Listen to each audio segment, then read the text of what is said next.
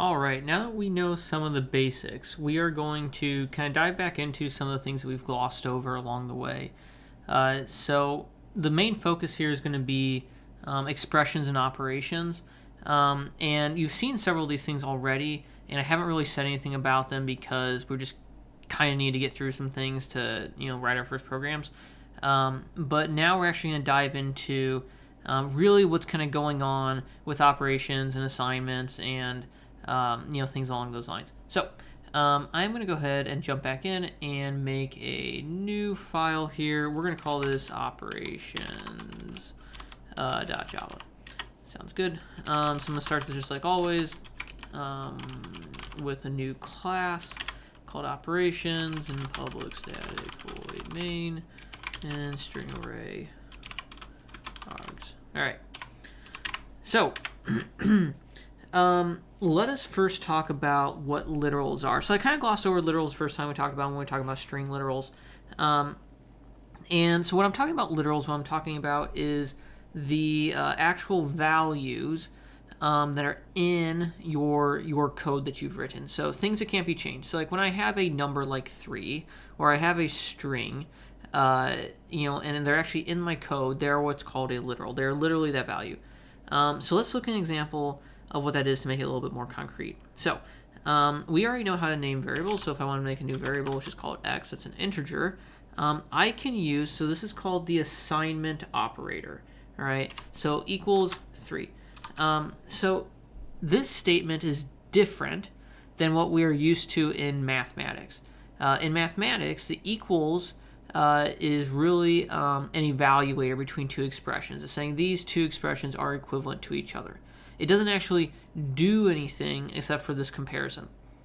When I'm talking about it in Java or in most programming languages, what equal is actually doing is it is assigning something. It is directional. It is saying that this thing over here, I want you to take its value and then assign it to be this value here. So you're taking 3 and giving it to the value of x. So x will now be equal to 3. So this 3 right here, this is what is a literal, okay, is actually a value. It says that x equals 3 because later on I can go on later and say, x equals, I've changed my mind, I actually want it to equal 5. Since I've already declared the variable x, I can assign the value of 5 to x because x is not a literal. X's value can change. It is a variable. However, these values 3 and 5 are literals because I cannot do this. This does not work. I cannot say that 5 is equal to x. 5 has a value. It is the number 5. And so if I try to take something and assign it to the value of 5, I cannot. Because 5 is a literal value. It actually is that value as opposed to x, which is a variable. And so that's the same thing when we kind of glossed over this when we initially talked about strings. So I have a new string called name. And I can set this equal to some name, like Michael. This is great. This name is a variable once again, but actually the value of Michael, what's inside the quotation marks here, is a string literal. It literally has the value of Michael inside of it. However, if I would try to go about this the other way and assign, Michael equals name, I can't move in that direction because Michael already has a value. Name, though, is mutable. It's changeable versus a literal is an immutable variable. So that's what literals are. And that's what an assignment operator as well. But there's, of course, many operators that I have available to me. So the other operators that I'm talking about are the mathematical operators. So, for example, if I want to make a new variable again, and we'll call it x again, I can set it equal to a mathematical operation that the program will evaluate for me. So, for example, if I want to say this is equal to 5 plus 3, this is the mathematical operator, obviously, addition.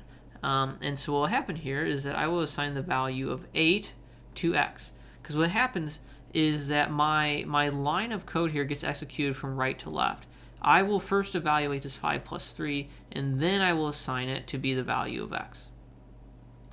On top of that, though, if I add additional things in here, so if I have this as 5 plus 3 times 4, this is, well, that's actually kind of a poor example because that is still going to be right to left.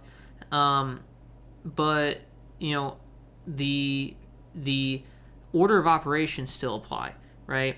So let's say I have, well, let's just keep that 5 plus 3 times 4. So while I guess I really should rephrase what I said before, the fact that this executes from right to left, but this expression right here gets read from left to right, just like it normally does. So the order of operations apply, though, where I will first multiply 3 times 4, and then I will add 5, and then I will assign that to my value of x. So the operators that we have available to us, the mathematical operators, are plus, they are minus, they are multiplication, they are division, and then the last one, which may or may not be something that you are super familiar with, would be the modulus operator, otherwise known as, sometimes shortened to be mod. So just a reminder as to what that is. If I have a variable x, I want to set equal to 7 mod 3. What this is I will take 7, I will divide it by 3. In this case, I will get 2, and then I get a remainder of 1. What the modulus operator does gives me that remainder back. So 7 mod 3 would just be 1. Because I divided 7 by 3, I got 2, and then what was given to me as a remainder was 1. So modulus is just that. Gives me the remainder whenever I divide two numbers together. So those are the operators I have available to me. But there's at least one of them that might not operate or execute the way that you think it's going to.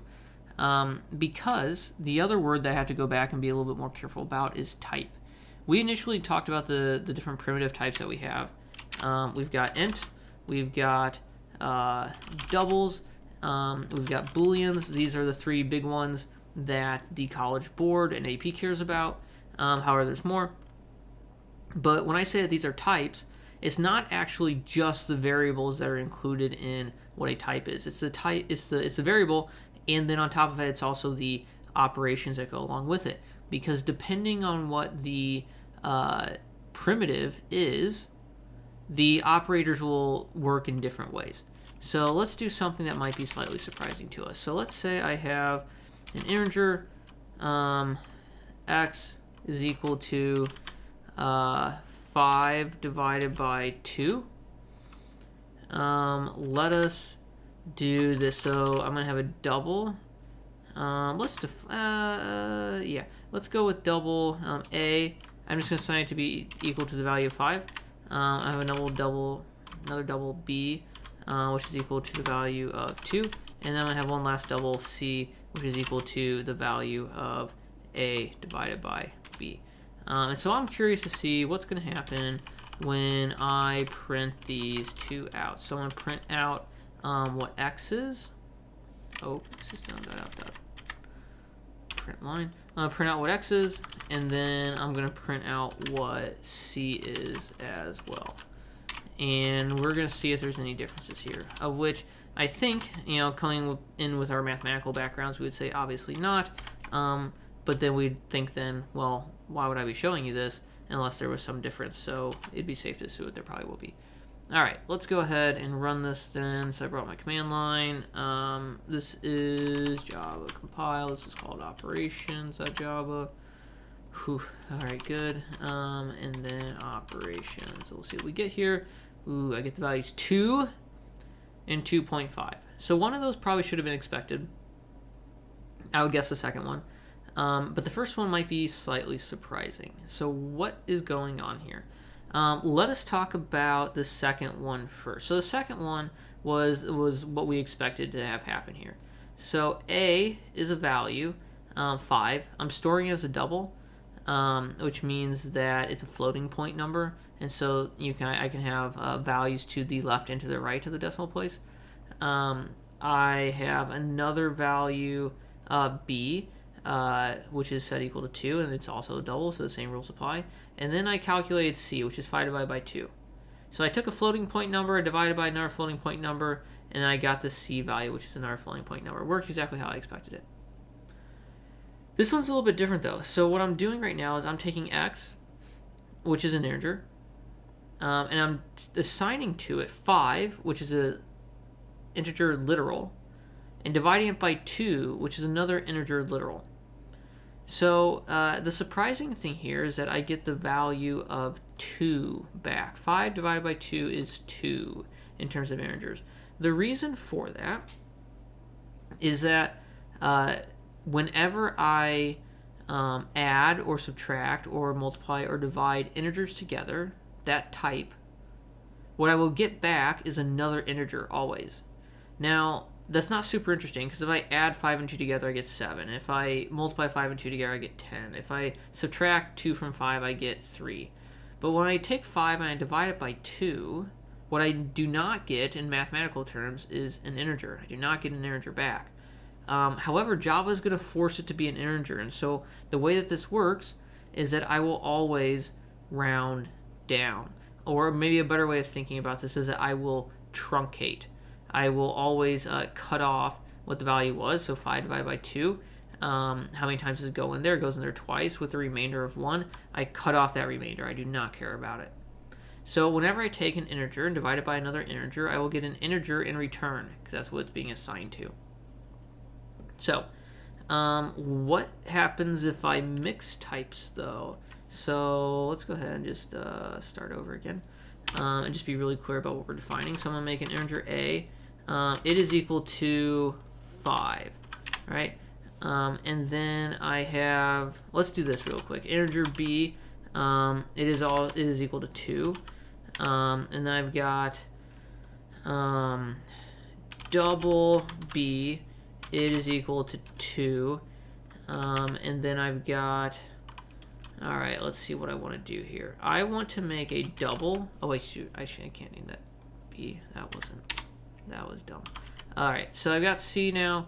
Now I've got to get some results. So let's see. I'm going to have X, which is going to be equal to A divided by B. And I'm going to have another variable Y, which is a double, which is, let's see, I want to do A divided by C. So what I would encourage you to do here is stop and think about what's going on here. Maybe make a guess as to what's going to happen. But to clarify, what I'm doing right now is I'm taking, let's see, I'm taking an integer divided by another integer. And then here I am taking a, what am I taking? I'm taking an integer and I'm dividing it by a double. All right. So let's go ahead and print these in to see what we get.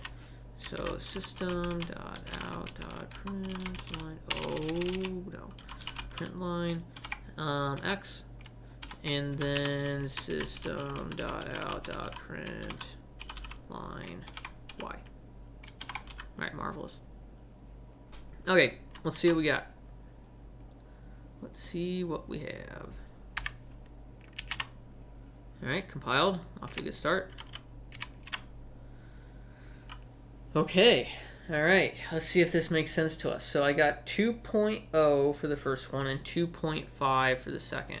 So this ended up equaling 2.0, and this ended up equaling 2.5. All right, let's make sense of this. So I had A divided by B. A divided by B, that was 5 divided by 2. All right, so both of these are integers. So what's happening is order of operations here. I'm taking integer divided by integer. And so the type of division that's being used is integer division. So I will take 5 divided by 2. I will get 2 because I'm talking about integers. And then I will assign that to the value of x, which is a double. So the value of 2 gets assigned to x. The reason that shows up as 2.0 is because it is a double, though. But so the value of 2 gets recorded because I'm using integer division. A divided by C, though, so that would be an integer divided by a double. What I get is 2.5. The reason for this is that I am taking an integer and dividing it by a double, And the type of division that I will use, the type of division always gets bumped up to the most I don't know how you want to think of this, specific type of variable, or not type of variable, type of value. So in this case, the most inclusive of information is the double type. All right, it includes the most information in it, and so I will always convert my integers up to doubles if they're sharing an operation. So in this case, a divided by c, I'm taking an integer divided by double. I will use double, so floating point division, and I will get 2.5, and then I'll assign that to my value of y. One bonus question here. Let's see if I do this separately, or not separately, if I do it differently. And I try to store this into an int as an integer. And if I run this, what happens? So I'm the same one. This should be 2.5, but it's an integer now. So if I go to compile this, all right. So I get an error. All right. So error: incompatible types, possible lossy conversion from double to int. So Java knew that when I tried to do this calculation, the values that I had was a double that was being calculated, and then I tried to assign it to an integer value. The reason that it had an issue with this is because I would be losing information. Where did it say it? Oh, I have it highlighted. Possible lossy conversion. I'd be losing information if I converted from a double to an integer. That's why you'll notice that before, when I had integers and then I assigned them to be double values, I got no error because I was not losing anything. I can store more information in a double than I can in an integer. So this is just an important thing to keep in mind, that when I assign values like this, I have to be very careful about the types that I am using. Okay. One last thing while I'm here. Let's just make a dumb mistake and change this to 0. All right. From our mathematical days, we know that we can, of course, not. I need to change this back to a double. I cannot divide by 0. So what do you think Java's going to do? Do you think Java's going to be okay with this? The answer, of course, is, well, probably not. It won't like it. The question is, what is it going to do, though? What is it going to respond with? And the answer is, well, it compiled. So maybe it's okay with it. Let's go find out. So if I go and I run this, so Java operations, I hit enter. All right, this is our first exception that gets thrown. So to be clear, what just happened here, the error that I made was not a syntax error. I typed everything in the way I wanted it to. What I got, though, is what's called an exception. So it was able to compile. Java looked at the program, and what it looked at was like, it said, hey, you're trying to divide another number by another number. I'm okay with that. I'm not actually going to look at the numbers. But when I go and run it, when it actually tries to execute it, the issue that I get is that it throws an exception. It tells me where I threw it at in the main method, specifically on line 7. And the exception is I tried to divide by 0. So there are certain things along the way that Java will tell me are no good, I can't do, and it will throw exceptions. But a lot of times those don't get found out until I actually run the program. Another common example is if I later when we learn to read from files or write to files, Java, when it compiles, if we have a file name in our program, it'll just say, hey, that's a file name, so that like checks out when I compile it. But when I actually go to run it, and if that file doesn't exist, I will get an exception that is thrown. That'll let me know that, hey, you screwed up. So that's an exception that we can get oftentimes if, well, of course, I divide by 0. But that's our first exception that we've seen. Okay, let's see where we're at. We've talked about operators. We have talked about order of operations. We just talked about exceptions. We talked about the assignment operator. We talked about combining integers and doubles together. So the last thing that we need to talk about are compound operators and then the increment and the decrement operator. So those are the last two things. That won't be too bad. So these things are things that you probably have seen before in your JavaScript days, but here they are again. So let's say I have a new variable. I want to call it x once again, and I want to assign it the value of 5. Now, the interesting thing about Java is, once again, it is not math, right? So what if I can do this later? I can say that x what I want to assign it to be is I want to assign it to be whatever the value was before plus 3. So what this does is saying, again, not that these two things are equal, but it's assigning the value of x plus 3 to x. So I will take the value that x had, which was 5. I will add 3 to it, and I will assign it back to x, and I will get the value of 8. Now this is one way of doing it, and that is fine. Obviously perfectly valid, but we have a little shortcut. What we can do is we can say that if we ever want to take a value that we already have, for example, or in this example, x, and I want to add 3 to what it was, what I can use is what's called a compound operator. So this will be plus equals and then 3. This will add the value of 3 to what x already was. So it does the exact same thing as having x is equal to x plus 3. But it's worth noting that this is not the only one. I have these for every different operator that we have. So I have minus equals. I have minus equals 3 that I could do. I don't have my space in there. I can do times equals. So I can do times equals just like what we had previously. And I can do divide equals. Divide equals, and then 3. And I can even do x mod equals, which is kind of a weird one, but nonetheless it exists. So what all these are doing is they're saying take the value that was already had and then do this operation to it with this new number. So in this case, this is adding 3 to what x already was. This is subtracting 3 to what x already was. This is multiplying by 3 from what x already was. This is taking what x already was and dividing it by 3. And this is what taking what x already was and then modding it with 3. Again, kind of unusual, but hey, there it is. It exists. So these are my compound operators that are just little shortcuts for us along the way. Could you technically get away without ever using them? Sure. But they make our life a little bit easier. The last operator that we're going to talk about for now is what's called the increment operator and the decrement operator. So if I have a value, and we'll see these a ton when we talk about loops later, and I want to increase it by 1, that's a very common thing that we do. What I can do is I can just say x and then plus plus. So what x plus plus does is it increments the value of x by 1. So if I were to print this out, I haven't printed anything out in a while, I should probably do that more. Print line and then x. What it's going to print out for me is, what is it going to print out? It's a mystery. 6, all right? It incremented the value of x by 1. X minus minus, on the other hand, is of course going to do the exact same thing. Now there is one tricky thing here that we're going to talk about as soon as I run through this tedious task of seeing that it's subtracted 1. Perfect. Let us do this. This is going to be tricky. All right, here we go. So I'm going to print out a couple things. I'm going to print out x plus plus. Okay, so I put my incrementing operator on x inside my print line.